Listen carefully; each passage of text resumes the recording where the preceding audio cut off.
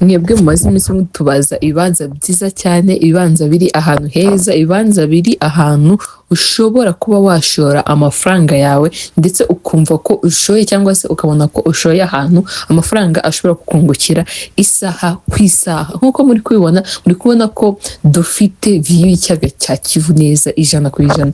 Hano hantu turi harimo amahoteli menshi, harimo guest house menshi, ndetse na ahantu ushobora gushora ibikorwa byose bijyanye n'accommodation cyangwa se ahantu hajyanye n'ibikorwa byose bijyanye na hospitality bikaba byahajya kandi bigakunda. Hano hantu turi Brasserie hafi n'umuhanda wa kaburimbo. Muri kubona ko ni metero nkeya cyane uvuye ku muhanda wa kaburimbo, ni metero zigera kuri 15 uvuye ku muhanda wa kaburimbo kugira ngo ugere kuri kino kibanza tubazane. Kino kibanza Kigali gifite ubuso bugera ku 1200. Ikibanza ushobora gukatamo ibibanza bina, ahantu ushobora kuba washyira apartment, ushobora kuba washyira guest house, ndetse ukaba wahashora ukinjiza amafaranga atari makeya.